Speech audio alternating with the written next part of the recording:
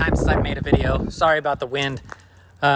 We're here at the new homestead. We bought a house in Lebanon, Illinois, and we moved out here onto about 6 acres.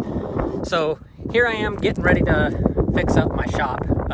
There's an old building here behind me that I don't know how well you can see, but I'm just doing a cell phone video. I don't really feel like doing a ton of editing this go around. Got a lot going on. I'm just trying to get stuff done. So here's the building. All I've done really so far on the outside is just kind of banged out a few of the dents and threw in that door over there. It's nothing special. It's just a quick little door to try to keep some of the elements out. So as we walk back over here towards the barn, I'm going to get inside real quick so you don't have to listen to the wind. I got kind of a mess going on here. But let's step inside real quick and have a look. So it's really dark in here because I don't have any lights in here yet. The old wiring in here was the type with the screw-in fuses. I pulled those out and I started with a new panel, but I realized that this was premature because I'm going to pull this out and I'm going to put it on the outside of the sheeting once I get the insulation and the sheeting all hung, because I'm going to do rigid conduit throughout. So here's kind of your before look. Let me get out of the way here and show you. Here's your before look. I did start doing some insulation, so I guess it's not completely before. And I did pull out a whole bunch of old electrical. So making some progress here, but got a long way to go. I don't know how much of it I'm gonna video because I'm a terrible YouTuber. That's all there is to it. Like I prefer to do rather than to video doing. So all my stuff is sitting here in the middle. And this back barn door is an older, more original barn door. It's all out of adjustment, and there's no adjustment left on it. So that's what I'm dealing with right now. Original interior door here. Old, like, I don't even know. This house was built in 1920. I don't know when this shop was built out here, but cool old hardware and stuff. Birds have made a home out of this place. So lots and lots of old bird nest and bird poop and rot. Looks like a little bit of black mold. This didn't used to have a door right here, so a lot of things were getting in here. One thing that is cool is that despite all that, this at one point was a bathroom. So there's the water heater flue, kind of a ghetto shower top there, but the magic is the toilet flange. I talked to one of the previous owners, and that is hooked up on its own septic. So that's pretty cool. I did run a bunch of water down there and it all went down and never came back up. So I know that's not a thorough septic inspection or anything, but it tells me that it's going at least. And so hopefully that can be refurbished and continue to be used. So I've got the scaffolding up here so that I can start putting in this insulation. You see that they don't have, nothing's normal. So these aren't 24 inches on center, which makes putting up insulation kind of fun. I'm gonna have to put these all up and then they're all gonna have gaps right there. And I'm just gonna have to cut strips and put that up there. I'm holding it up with string right now. I'll try to find some better kind of strapping. And then I don't know what I'm gonna do for sheeting the ceiling yet, if anything. I will be sheeting the walls, but I'm not sure about sheeting the ceiling. Some cool things here.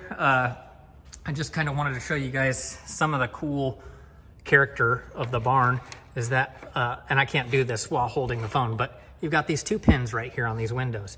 And when you pull the pins out, then you can rock the window back and you'll get airflow coming through the top. So you can let air cross breeze through here. I'm gonna leave those in for the character of it and probably have to redo the frames on them. I don't know if I will ever actually use them because I intend to climate control the space. That's why I'm putting the insulation in. So we'll see, but I love that. Back to the scaffolding. I was telling you about that and then I forgot. I'm a little bit nervous when I pull this thing out and I'm standing up on the top of that. The outrigger kit that they make for this, I'm definitely gonna buy that. It sticks out from the side and then has an extra set of wheels on either side so that it doesn't feel so tippy. Even though I don't think it's gonna tip, it's just makes me nervous. So as far as the shop goes, it's not gonna look a whole heck of a lot different than what you're used to from my old shop. I've got a 3 horsepower saw stop. I just bought a new one. I sold the old one before we came here because I didn't want to move it and risk them damaging it. And my new purchase is a 20-inch Powermatic planer. Before I had the 16-inch Laguna, and the 16-inch Laguna was great, but I wanted bigger capacity. So the local Coons Carpentry warehouse had the Powermatic in stock a couple days after we moved here, so I bought that from them. There's plenty to do on the new homestead, and as I step back out here into the wind again, you can kind of see, I mean, it takes me hours to mow this. So all this cornfield, this is not ours. Our property line ends right there. But if I walk down to this side, you can kind of see we own all down there. There's Emily's van parked there. There's this orchard right here that we own. Just basically everywhere that's farmer's field is not ours. And then we've got this old barn. You can see that it's missing the door over there, so it's home to raccoons and birds and everything else, so that's going to need a lot of love. This awning right here, which is going to be a great space for all my tractor implements and maybe even some hardwood storage. I have no idea if I'll do that or not. You can see that it's in rough shape and needs some adjustment there too. And all in all, it's a 1920s house, man, so we got a lot to do in there too.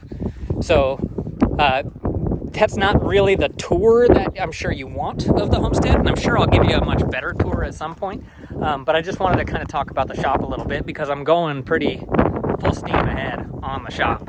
And I know that chances are that I'm not going to do enough footage of the build of the shop. And so I wanted to make sure to take a minute to get a somewhat before video of it so that I at least have something to show you guys when I complete it. You'll have the comparison of the before and the after. So here we are, and next time you see it, it'll be a little bit more done at least. So the video I was doing of the shop cut out before I finished, and I didn't notice it until I was just now getting ready to upload. So I just wanted to take a second to wrap things up and welcome you to the new Tarsha Homestead out here in Lebanon, Illinois. I'm looking forward to putting together some more videos and getting some more footage of our property, and I'll do a proper tour of the homestead. But I just wanted to say thanks for tuning in. Thanks for bearing with me while my videos are few and far between. Like I said, I'm kind of a terrible YouTuber. I don't like to make regular videos. I'm much more of a do it and then take pictures. So if you follow me on Instagram at Tarsha Homestead, you're more likely to see progress updates there. So anyway, yeah, look forward to getting a new video out with a full farm tour or full homestead tour of our little place here. There's a lot of really cool history about this house from 1920. A lot of very relevant history to this town. And so a lot of cool stuff that I get to share with you guys in the coming days. So yeah, follow me on Instagram, hit the bell and subscribe, and check out the rest of the videos as they come out of our new homestead. And thanks for tuning in. Ciao.